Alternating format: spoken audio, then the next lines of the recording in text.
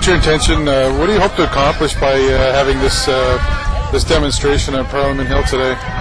We wanted to raise the awareness of the Canadian government and the international community to let them know what's happening in Somalia, especially the aggression of the Ethiopians and what the Americans also are doing over there, which is the killing of the Somali people, blockading the Somali coastline, and Ethiopians and Americans interfering with the internal politics of Somalia, and also in their invasion, which is as well making a lot of genocide and a lot of killing and irrational bombardment of the Somali people and towns.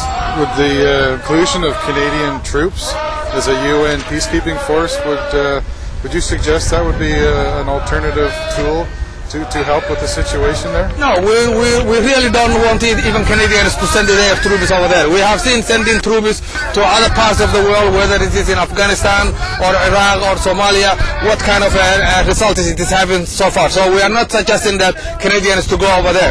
If all the parties in Somali politics who are having different opinions about how to run Somalia agree on, we don't mind on that. But it is not an issue right now. We are asking right now the international community and the Ethiopians and the Americans and all the AU forces to get out of Somalia. If you had the attention of the Prime Minister today, sir, what would you say?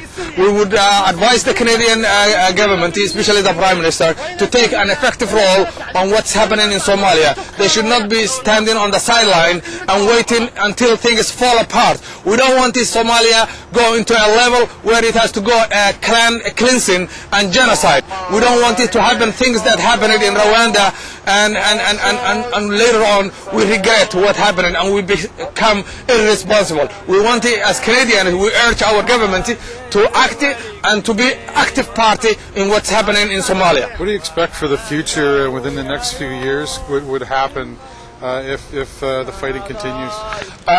It is our expectation that if the Ethiopians go out of Somalia, the Somalis, if they are let alone, they can settle their own differences and Somalia will be stable and peace. Ethiopia doesn't want a stable Somalia. They want a Somalia that is in conflict with itself, that is a havoc, that is civil war. They want a clan enclaves, states that they can manipulate by themselves. That's their intention.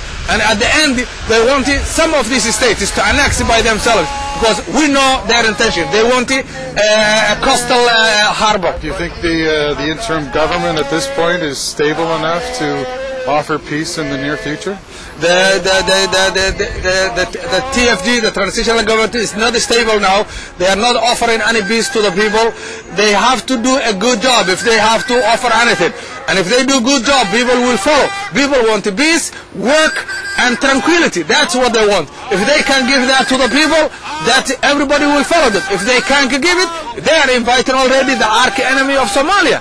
And actually they are losing hope and they are losing image as well to the Ethiopians. They look like now the pawns and the puppets of Ethiopia. How as we can, as Canadians, help support your community?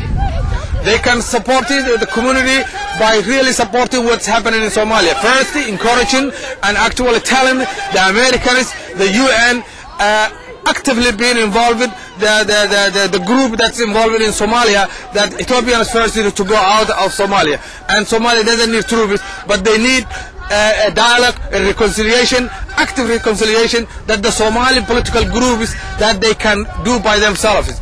And there are no clans that are in active war right now. There is political opinions and political groups. Those guys, they need to come together and settle those scores in a peaceful Somali way. So what do you see as the immediate future for your demonstrations coming up in the coming weeks and months ahead? Hopefully we will raise the awareness of the international community. This demonstration is not happening only in Ottawa, it's happening all over the world. It's happening in the United States, several states in the United States. It's happening in England, it's happening in Switzerland, in Sweden, in Denmark, and all in Somalia.